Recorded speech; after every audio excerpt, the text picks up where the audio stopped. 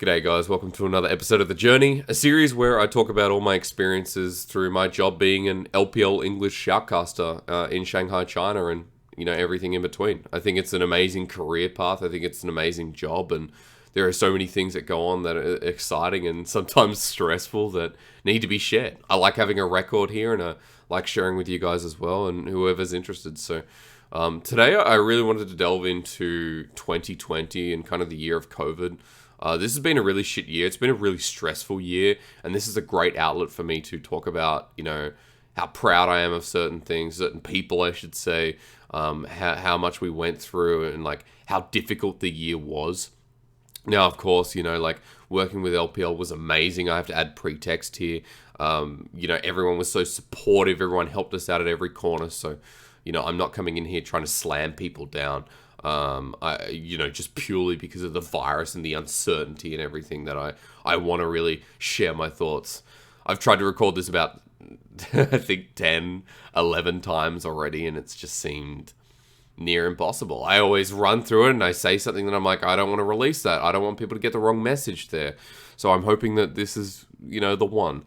And I guess the best place to start is at the beginning, right? So if anyone doesn't know, LPL starts around the first couple of weeks of January. It's one of the first leagues in League of Legends to actually kick off. Around January 14th, usually is like the safe date. I think it was 13th in 2020. So we kind of arrived, we all arrived in Shanghai and in January for the first couple of weeks. I remember that, there is Chinese New Year, and during Chinese New Year, LPL has a bit of a break. So you usually get those first couple of weeks, couple of week break, and then run out the rest of the split in spring, and that's kind of what happened. So we arrived, we did our usual thing, we prepared, we got together, Clement leading the charge, which was really awesome because in 2020, as you all know, we lost Raz, and Raz was a solid leader in the team, and Clement stood up to the plate and hit it out of the ballpark. And you can see I need to look at notes because I've done this many times. I want to be specific with my information, but we got there, we got into the split, and we heard about COVID. We heard that there was something developing over the late days of December into the early days of January. We heard that there was something going on. And the initial information we heard, we thought, well, okay, this is fine. This will work itself out, like a lot of spreading of diseases do. And the initial information was good. We got a lot of updates, but then it kind of came to the point where we were heading towards Chinese New Year, and at that point, that's when they said, "Hang on, this thing's spreading really fast." And we started getting some numbers, and we started getting some more information. We're like, shit. This thing is really spreading fast. And then we got into the Chinese New Year break, and, Clement's already gone home, and we're still there. And over the break, things, start getting a little bit more severe. And, we've gotten some advice saying, stay at home. Stay at home. Don't go out. Don't come into contact with people, wear masks, all that kind of stuff, the logical kind of stuff. And so I then moved in with Rob and Joe and Asheen, Munchables, Dagda, and Penguin, who were still there. Remember that, Lyric wasn't there at the time. And they were so gracious enough to open their home to me because I was by myself. So if anyone doesn't know, I'm kind of north of like the main part of the city, and they're a little bit south. We're in very different districts, and it's about a half an hour car ride. But with everything going on and with so much uncertainty, I was like, holy shit. I was very fearful. We had never encountered anything like this before.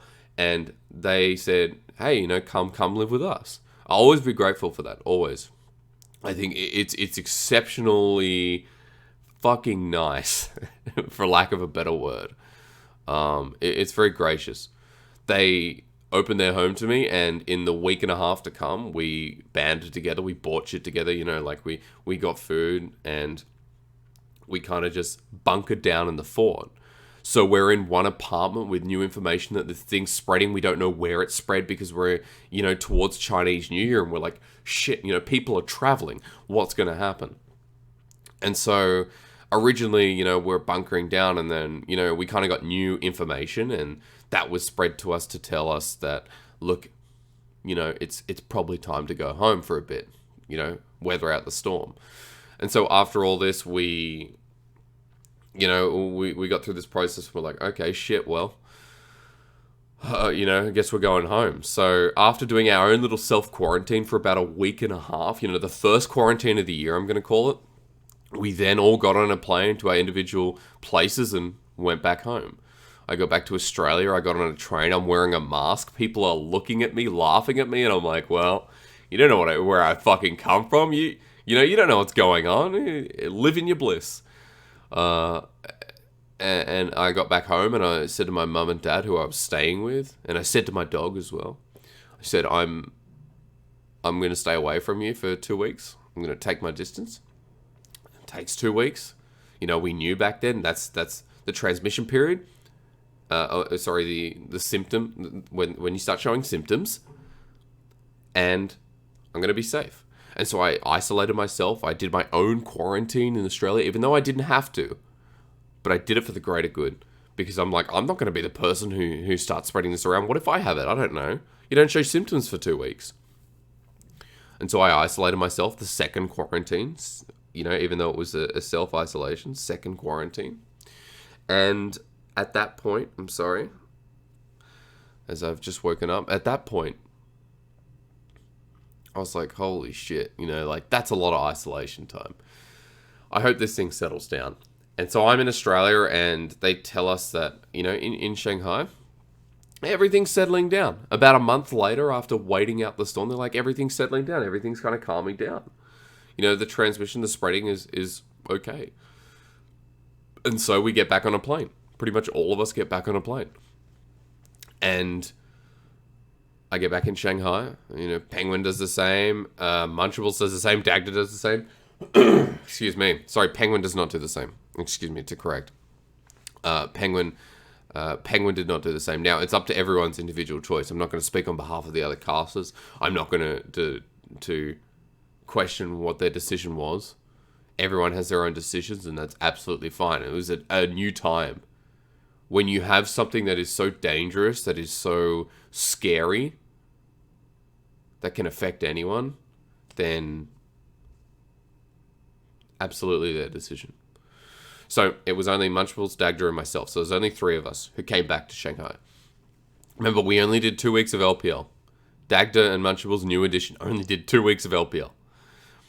And 2.5. And we get back in Shanghai, and then there's new strict quarantine measures in Shanghai. So as we get back into Shanghai, I go back to my apartment. There's a tent, and they tell me, health code, this, temperature. Okay, good.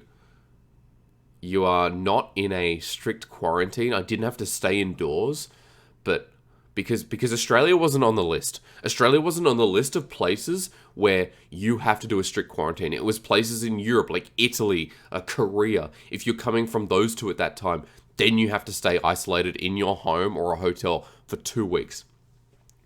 But because I was coming from Australia, I did not. I went inside my place. I could still walk. I could still do things. But I just had to track where I went, and I had to take my temperature. And every place in Shanghai, which was really awesome, I thought, would take your temperature everywhere you went into. And I think that's really, really smart. I mean, that's really great. That's a great way to track it. So, after going through all this consistent wait and this time at home back in Australia, now flying back, I'm like, fuck yeah, we're going to do LPL soon, because the reason we flew back is they told us LPL's going to start soon. We're so excited.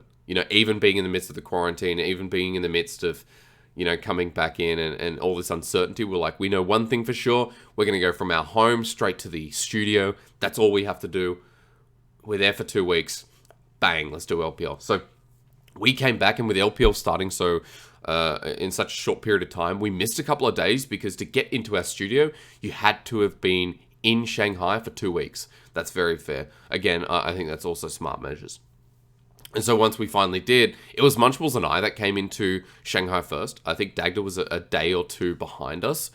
And so Munchables and I did a duo cast for a couple of days just to get things kicked off. me as a color caster, which was absolutely shocking and probably should never be done again. And we were so excited. Well, we finally got to cast again. You imagine when you haven't been working for about a month and a half and you haven't been doing what you love, you finally get back into the driver's seat and you're like, yeah, this is what I want. This is exactly what I want. This is what I've been waiting for. The joy was incredible. And finally going back into the studio, the place that, I experienced in 2019, and all the joys and amazement of, oh man, I love my job, right? And so then Dagda finally is able to come into the studio and we balance a 3-man cast. And this is when things got hard. Not only did we go through such a heavy quarantine, multiple times, whether it's our own self-record or by our telling, we then have 3 people to cast 5 days a week. Now, the problem with this was the fact that, I don't know if it was 5 or 6. My mind's a blank because of how stressful this period was. The problem is with 3 casters for 5 days a week, it was 5, is that it's so much work, it's so much prep. But not only that, to account for the lack of games during COVID and LPL having to speed up towards a potential MSI at that point, we had 3 best of 3s a day. I love casting. I do. But 3 best of 3s a day between 3 people where we were casting like 4 days each with a healthy rotation. As healthy as you could have. Was insane. This was the most casting I've ever done. And in 2019, I had to cover for my colleague, and I had to do a lot of play-by-play casting in 2019. But in this year, in this split in spring, we did so much. We did an insane amount of casting. And so for the first couple of weeks, we're like, holy shit, this is huge. But luckily, because I was filling with color, I was giving Rob a break because he couldn't do all 5 days. I needed a day to come in. And Munchables did the same in like a couple of days as well. We needed another color. And that's when Lyric steps in. This process was going through and Lyric got over into Shanghai. It was fucking amazing. We now had 2 colors, 2 play-by-plays. And even though 3 best of 3s a day destroyed us, and for, 2 people who have, cast in the past but have never done LPL, like Munchables and Dagda, this was their very first year of LPL, right? And then fucking Lyric hasn't even casted before. And he had to do 3 best of 3s a day. So, for the audience's perspective, fuck me for a moment, whatever. Like, it was rough for me, but for these guys who have never casted this much League of Legends before, as well as casted at all for one of them, they pushed through. And that's the most impressive part, that we were doing 3 best of 3s a day for 5 days a week. We also had to watch the 3 best of 3s in the off days that we weren't casting. 7 days a week, 3 series a day of League of Legends. All the diehard fans of LPL will remember how many games there actually were. And us casting that was information overload. We had to prep for the series. And we got to the point where we're like, we just can't prep anymore. We can't prep for these series anymore because we're just going to burn out. And so we powered through spring. We're like, we know about these teams. We know this minimal prep. Let's make templates. Let's do this.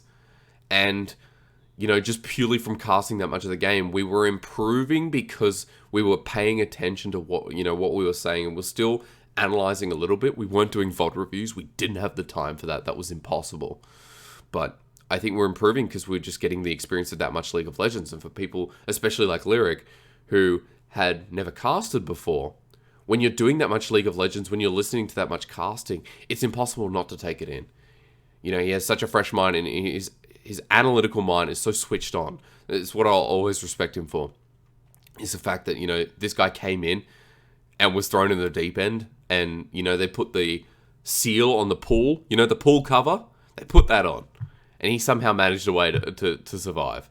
So, props. And to the other guys as well, right? They're under that pool cover. I think we all were, to be quite honest. So, spring was insane.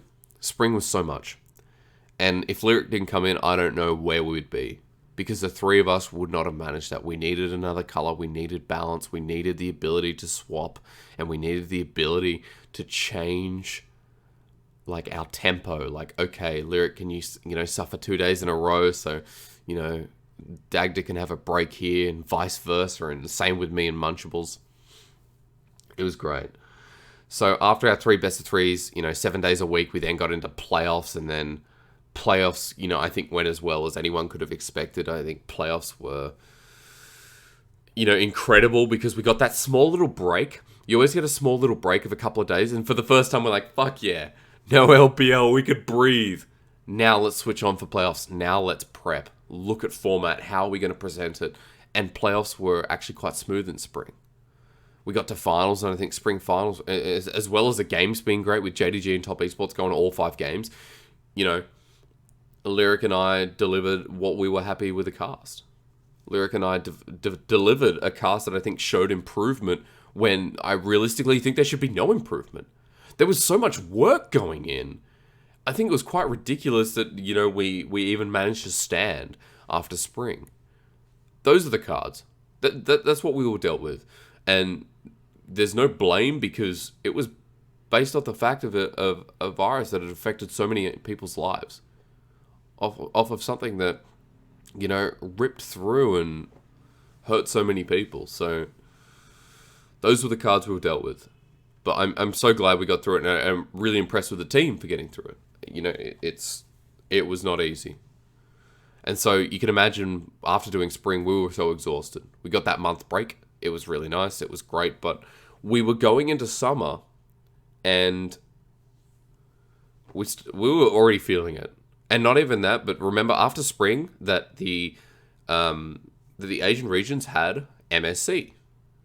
I mean, let's be honest, it was pretty much LCK and LPL. And we had MSC, the replacement of MSI, and while the Western regions treated it kind of like, this is a fun tournament, this is like, fucking, what was it? Rift Rivals is like Rift Rivals? No. LCK and LPL turned up to play. We were there on the desk, and we didn't cast because the LCK guys took the casting, but we had to prep for desk each day. We had to watch the games, we had to analyze, we had to come in and form an opinion, and actually, show up as well. So MSC became this small little international event, however you'd like to call it, cross-continental event, whatever. It became an event. And it wasn't like Rift Rivals where we could let our fucking hair down. Even then, everyone remembers Asian Rift Rivals. That was not a let your hair down event. That was intense as fuck. Rift Rivals between Korea and LPL, because let's be honest, LMS didn't show up. And last time it was VCS and I don't think LST was in it. It was VCS and the top teams of LMS. Doesn't matter. Doesn't matter because they didn't perform. They were like 0-10. Meanwhile, LPL and LCK showed us so much. It was such a good event to watch. And the fans turned up because the event was just insane to watch. The gameplay was almost as good as you'd see at an international event from the teams. They've really put effort into it. Whether it's like the criticism from the first year where, some people weren't performing or weren't taking it seriously, to maybe just showing that, it's pride on the line. These events were sick, and MSC was no exception. The point being, we had to put the prep into it. We had to really put the effort into it. And so that was about a week before LPL started in summer. That was, a little bit before. And so we had to get ready for that. And so we had to prep for that. We had to run our desk segments. Munchable was leading the helm, and I was there as, like an analyst. But still, we had to really put our effort into that. We finished it. We took a deep breath, and we're like, holy shit. Whew, okay. It wasn't meant to be that hard, but we're still feeling it from spring. And then we had to get ready for summer. Like, really soon we had to get ready for summer. I'm sorry, my hair today is not, we're not compliant. We're just going to move to the left. We had to get ready for another summer split. We're like, please, not 3 days of best of threes. Please. We knew it was not going to be like that. It couldn't be like that, because after everything, there was a lot of time this time. And we were right. It was best of threes twice a day, but still every day of the week. And so summer was calm, but because it was still 7 days, because it was still only 4 of us, we were like, it still feels like 3 best of threes. We're still feeling it. And, there's going to be a lot of people out there being like, well, like in spring, why didn't you go down to 4 days? Why didn't you, in summer also go down to 4 days? The problem is, as much as, I'm complaining and putting out there how exhausted we were, the fans miss out. And that's what's important. Fuck our health for a year. Fuck our health. Fuck it. I would rather sacrifice my health for that extra day, because that extra day provides more content, more broadcast to the fans. They, as we can see, they were really starting to love the English broadcast. And even though, even the people that hate the English broadcast still watch it, I'm sure, for the provided entertainment that you get with watching the best league in the world, or, one of the best leagues in the world. The English broadcast is just, it needs to keep on running. And as my computer screen turns off, all right, my screen's back on. As I was saying, as we're getting to this point, where we're trying to make decisions about, what do we look at for broadcast days? We're like, the fucking fans, we need to give them what they want. We can't cut out a day. We can't sit back now. The biggest thing was the fact that the fans will be missing out every day we take away. It's how I feel about us not doing 7 days a week. Now, we're never going to do 7 days a week with 4 people. That would be insane. But doing 5 days a week was like, well, this is our way of showing our appreciation to the fans and trying to give them as much as possible. So we didn't want to cut down days. We wanted to give as much as we could. I'm sorry about the screen there. But, we got through summer and we were burnt out. We were, doing minimal prep still, because from spring to then, it's still on us. We didn't get a proper chance to rest. We didn't get a time to, maybe take a trip or just fucking explore, etc., etc. I had to take a bit of a step back. I feel like my casting didn't improve as much as I wanted it to, because of the fact that, I was spending time with my girlfriend, but I needed that because my mentality needed a fresh start. My mentality needed to switch out. And I needed days off spent not preparing for League of Legends, but preparing for a reset, a mental reset. And that's important. That's really important. As I found out over the years, being able to mentally just tune off for a second and do something else, whether it's for a day or a week, is really, really important. So summer was hard, and I could feel across the team that we were all just exhausted. We were waiting for summer to end. We're like, we need to get through this year. And I don't like feeling like that, because I think, LPL's so great that I don't want to take it for granted, or I don't want to be like, I wish this would end. But when you've done that much, it's hard. And we finished summer split, right? So I'll take you to the point where we finished summer split. We take a sigh of relief. We get into playoffs, and we also have a TFT tournament this time. And the TFT tournament is between quarters and semis, or semis and finals. It's at a weird place, and we got to the point where we were like, all right, this playoffs we've got to nail. It's the finish line. And we got to the TFT tournament, and me personally, I was like, I enjoyed TFT, but I was like, I'm going to go ahead and just not fucking prepare for this. And sometimes you have to do that. Is it a disservice for fans? Yeah. Yeah, it really is. I think it's slack. I think it's lazy. But I couldn't do it. I couldn't sit there and I couldn't, learn what I needed to learn about TFT. They needed casters because we had 4 back-to-back days, and in the middle of playoffs, no way. Even though people on the team offered, I was like, no way. You're not going to, you can't do this, because you're going to sacrifice your integrity for playoffs. That is more important. Sometimes you have to make, a decision that people might hate you for doing a cast because you're not prepared, because you don't have everything going into it, for the sake of what I thought was a better broadcast. So I did TFT. I knew nothing about it.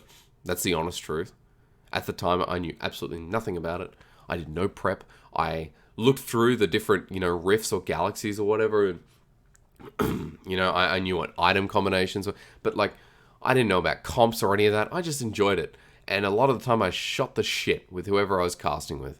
I really did. And, you know, that was that. I do not feel guilty. Well, I feel a little guilty, but not as guilty as I would for anything else. Because in my opinion, the prep I then put in for playoffs was so worth it. And this is weird. I mean, this is a kind of like duality of you're a caster, you should be prepared for everything going in. But it's also like, well, this was a unique experience where I've never been this burnt out. And I had to sacrifice, one or two broadcasts for the sake of making it through playoffs. If I prepared for TFT, I wouldn't have made it. I would have been burnt out. I would not have been able to cast semis and then third place and then fourth place. Like, I wouldn't have been able to do any of that. And so, yeah, I mean, it's a weird place to explain it, but for me, that was kind of the cap of like, well, I'm too burnt out to do this.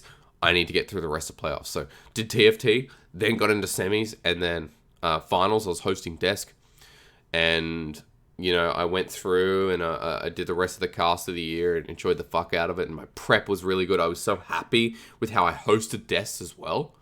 Really, really happy. And LPL was done.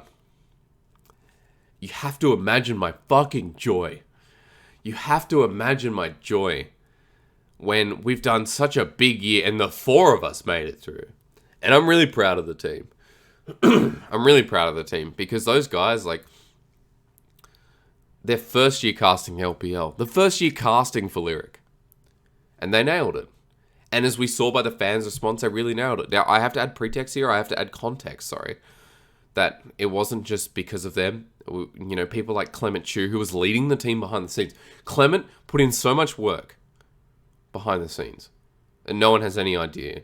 Where he was always available to reach out. He was always available for us to ask for feedback, and he'd reach out and say, "How are we? How are we doing?" Etc. Etc. He'd check up on our mental state. So Clement's a real fucking gem. And if anyone doesn't know this, like, he's such a nice guy, and there's so much praise I have for him because of this hectic year where he kept us in line and he kept us going. And so I appreciate that. And, another person, Penguin, behind the scenes as well, who was always adding valuable feedback to meetings, was always coming in and helping us with story. I don't think this is right. Oh, I think we can do this. Or I think this is the right approach. And I think Penguin made us very grounded as well. And, it was a shame not to be able to cast alongside him this year. I really hope I can next year. I really hope, we can see him back because he's got so much personality. He's such a nice guy. And, for both of them, they kept us both grounded. And it wasn't just, like a team effort here in Shanghai. Or there in Shanghai, sorry. It was those guys behind the scenes. It was our awesome, producer. It was our content manager. It was our, product owner. It was everyone coming together and strengthening the team. Without those people, we would have been absolutely fucked. We would have been fucked. So there was a lot of work behind the scenes that made us as successful as we were. And, as good a time as any to now thank the fans who, throughout this hectic year, were supporting us and were saying, the LPL broadcast is so good. And I was surprised because while I think, for those guys especially, the praise is deserved, I was surprised because I didn't feel like we could improve as much as we wanted. I feel like we can do better. So if we're getting the praise now, then that's great. But I really want to push myself and us, as a team further. We are really self-motivated. That's the thing I love about a lot of the shoutcasters I've worked with is everyone's self-motivated. They're so driven to get better, and that's so important. Being humble and modest to say, well, I'm shit. How do I get better? Because in many different ways, we are shit. How do we get better? It's always important. It doesn't matter if you cast a fucking world's final. It doesn't matter who you are. There's always a part of you that is needing improvement. And identifying that and working on that is such a good strength. Is such a good strength. Being humble, such a great strength. And it's such a good character quality as well. I think, our team is quite humble. So it's nice to see. But to everyone out there, thank you so much for the support. The year was hectic as fuck, and now you know a little bit of what we went through, where, you know, 3 different quarantines, and, you know, we're still wondering what's happening with COVID over the year. I know I didn't talk much about it because I was very in-depth about, you know, our workload during LPL, but we were always kind of wondering what's going to happen. We're wearing masks everywhere. We're getting temperature checks everywhere. You know, we had to show health codes. You know, sometimes passport as well, like be asked for, okay, when did you come in? Where's your passport page? Where's the stamp? Which is very good, like strict but great. Making sure everything's upheld. And that I think is another part of like why we started to feel safe in Shanghai, why masks started to come off as well, and why things started to get back to normal. So I said at the start of this video, you know, kind of moving on here, that or maybe I didn't. Remember, I've taken this many times. I've done so many takes of this videos. I don't know what version this is. I'm spending my time in Asia right now. I went through Hong Kong, had a bit of a holiday there. I'm now in Taiwan in another quarantine, and I'm looking to have a holiday here before LPL. Originally, I couldn't go back to Australia. Australia had this border issue where you can't go into Australia and then leave internationally because you have to do it for government purpose, for like life or death, etc., etc. Those were the guidelines originally, and up until recently, that was enforced. You know, I couldn't get a visa out of there because it, you know, it wasn't government business for Australia, and that was really shit. And so I chose not to go home because I didn't want to endanger my career. I didn't want to get to the point where I'm like, well, I can't come back for the LPL, the broadcast I love. And so I made the decision to stay in Asia. And I'm going to be making that all through December. And unfortunately, for the first time ever, first time in 25 years, I'm going to miss Christmas, which is a very big deal for me and my family, which is, you know, something I love and have loved through every year. When the family gets together and we have amazing food and we enjoy each other's company, and like, that's huge for me. That's really, really big. So I hope the fans can also see that my dedication to LPL, you know, goes beyond what I put into broadcast, where I'm trying to stay in Asia so that I can be back for next year, so that there aren't any barriers to stop me. Now, of course, with Australia, they've changed so that the rules and regulations now allow people to leave, you know, on business or work or whatever it may be. But now I can't fly home because, you know, I've already committed to having a holiday here in Taiwan, and I've also, you know, looked at flights, and I've got to go through like San Francisco. I'm not doing that. It's like 36 hours to fly from, you know, I looked back in Hong Kong, I'm looking in Taiwan, it's like 36 hours either way. It's like a day and a half flight, where normally this flight would be like 6 to 8 hours. It's actually not meant to be that long. So yeah, so I'm going to be sticking in Asia. I'm going to miss New Year's as well. And it sucks, you know, not being able to spend it with family, and yeah, it really, really sucks. So I hope everyone sees that, you know, I want to be on LPL next year. Everyone sees, and my dedication is there, is not only to the broadcast, but to you, the fans. Look, I apologize. I've got to touch the mouse. Okay, we're going to have another cut here. As I was saying before, I forgot to touch my mouse. Wireless mouse doesn't like to be touched, unless it likes to be clicked. My dedication is to the fans. It's to you guys. And I think staying in Asia is the best choice. So I'm going to do it so that I can work on the broadcast next year. But yeah, missing Christmas and New Year's, this will be tough. And so this will be a really rough year. And that's why I've been trying to make this video for a while. That's why I've been trying to talk about 2020 for a while, because this year sucked. You know, I had the pleasure of working the broadcast and doing things most people across the world couldn't do, which was work. There was a strong 2 to 3 months where pretty much everyone across the world didn't have work because everyone had to stay at home. I was very lucky.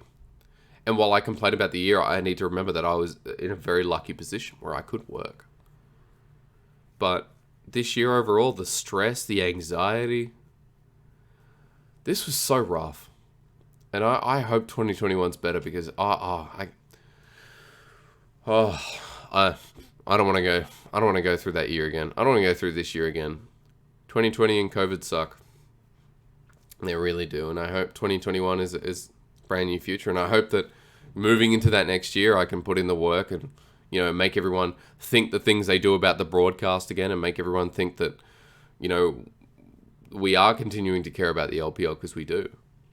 Props to the entire 6-man team. The LPL crew this year, 5-man team apart from me. I'm not going to say thanks to myself. They've been amazing. They deserve all the praise they can get. Whether it's starting casting for the first time, whether it's starting the league for the first time, whether it's working from behind the scenes.